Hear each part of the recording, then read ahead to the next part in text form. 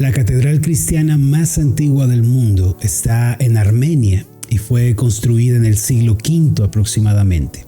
Hoy en día se ha convertido en un lugar turístico y sumamente atractivo por su antigüedad histórica. Muchas personas de todo el mundo visitan este sitio y elevan oraciones allí pensando que, ya que es una de las catedrales más viejas de la historia, se encuentra más cerca de Dios y por lo tanto, Él escuchará sus plegarias. La gente suele pensar que si un edificio es antiguo o una institución religiosa tiene muchos años, entonces está más cerca de Dios. Por eso se piensa que un lugar tiene valor espiritual o religioso si es viejo, pero nada más lejos de la verdad. De hecho, muchos de los lugares que fueron importantes para la adoración en el Antiguo Testamento perdieron su valor y su importancia con el paso de los años. El Señor Jesús le dijo a la mujer samaritana: «Mujer, créeme que la hora viene cuando ni en este monte ni en Jerusalén adoraréis al Padre». Hoy en día, tanto el monte Gerizim, donde solían adorar los samaritanos, como el monte de Jerusalén, no son sino desiertos y lugares en ruinas. El mismo templo de Salomón, que un día fue glorioso, fue reducido a cenizas en el año 70 después de Cristo. Hoy no queda más que el recuerdo. La gente suele asignarle a los lugares un valor espiritual y religioso. Sin embargo, lo más importante no es si un templo está cerca de los lugares donde nació el cristianismo, sea Jerusalén, Samaria, Judea, etc. Tampoco importa si un templo tiene muchos años de historia o si fue construido por alguien importante con materiales carísimos. Lo que de verdad importa es si una iglesia está cerca de las enseñanzas originales del Señor Jesús y de los apóstoles. Pablo dijo que debemos ser edificados sobre el fundamento de los apóstoles y profetas, siendo la principal piedra del ángulo Jesucristo mismo. Esto se encuentra en Efesios capítulo 2, versículo 20. Así que lo que debemos preguntarnos es si la iglesia a la que pertenecemos está vinculada a este fundamento y a esta piedra angular. No importa si un templo tiene 100 años de haberse construido, tampoco si una institución religiosa tiene siglos de historia. La pregunta es, ¿qué tan cerca se encuentra esta iglesia, esta institución de la Biblia? ¿Qué tan cerca está de las enseñanzas originales de Cristo y de sus apóstoles? Eso es lo único que importa.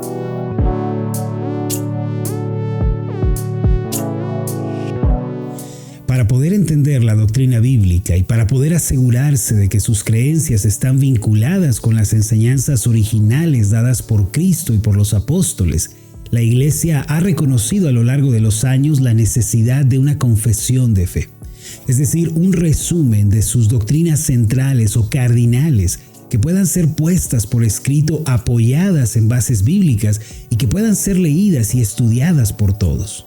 En pocas palabras, una confesión de fe es un resumen escrito de las principales doctrinas del cristianismo explicadas de manera sencilla, acompañadas de bases bíblicas. En ella se confiesa para la iglesia misma y para el mundo lo que creen los cristianos. Ahora bien, la declaración de fe de la iglesia no cayó del cielo, sino que es el resultado de los concilios, las reformas que ha atravesado la iglesia a lo largo de los años. Muchos hombres y mujeres piadosos emplearon sus vidas en siglos pasados para poder registrar de manera clara lo que hoy tenemos como nuestra confesión de fe. Cabe mencionar que la declaración de fe no es inspirada como lo son las Sagradas Escrituras. De hecho, este resumen de doctrinas bíblicas no pretende ser un libro más de la Biblia ni debe ser tomado como inspirado en el mismo nivel que las Escrituras. Debemos ver la confesión de fe como una herramienta para poder estudiar y entender la doctrina. Debemos recordar que no confiamos en la palabra de los hombres. No debemos fiarnos plenamente de los escritos extrabíblicos. Antes, todo debemos escudriñarlo a la luz de las Escrituras. Como lo dijo el profeta Isaías, todo debe ser remitido a la ley y al testimonio. Si no dijeren conforme a esto, es porque no les ha amanecido. Así dice Isaías capítulo 8, versículo 20.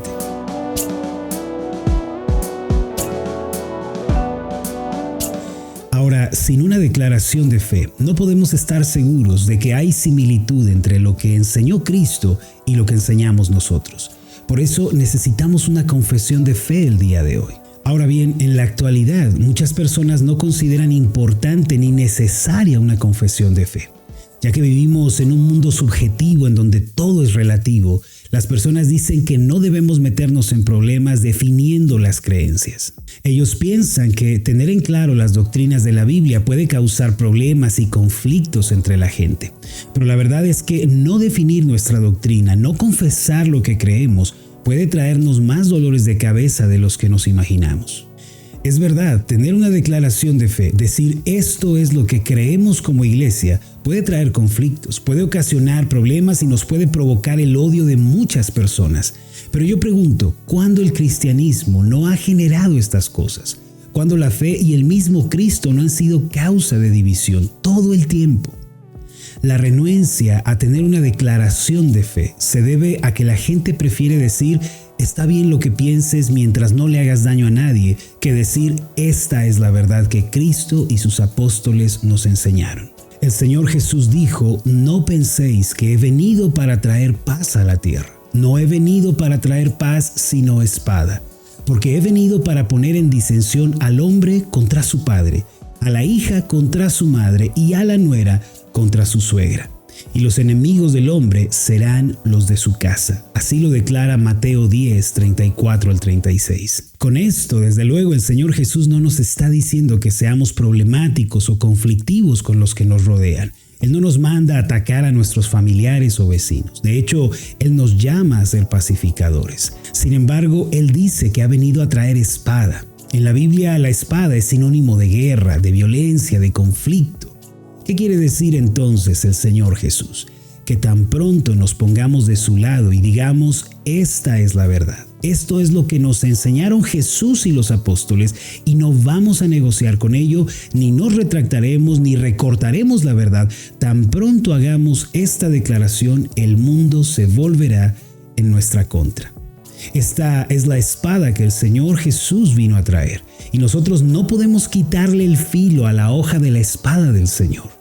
Amada iglesia, la espada de Cristo va a cortar, va a causar dolor, producirá enojo y hará que otros nos odien y nos persigan, y debemos dejar que lo hagan. No debemos disminuir, diluir o aminorar el peso de las palabras del Señor, porque si lo hacemos, ¿no le estaríamos negando delante de los hombres? ¿Y no dijo el Señor que si alguien le niega ante los hombres, Él le negará delante de los ángeles de Dios?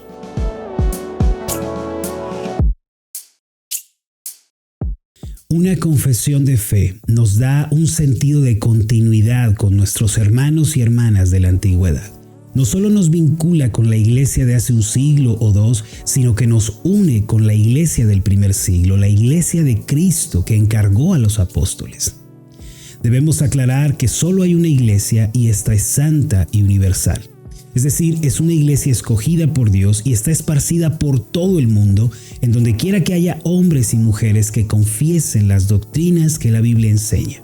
No hay dos iglesias, ni tres, ni cuatro, solo hay una, la iglesia de Cristo, y Él mismo la ha preservado a lo largo de los años. Y debemos asegurarnos de que estamos unidos en fe y verdad a esta iglesia. Por eso debemos preguntarnos, ¿las doctrinas que creemos son las mismas doctrinas que enseñaron el Señor Jesús y los apóstoles? Se dice que un pastor joven salió a evangelizar a las calles de su ciudad y se encontró con un anciano al cual le compartió el mensaje de salvación.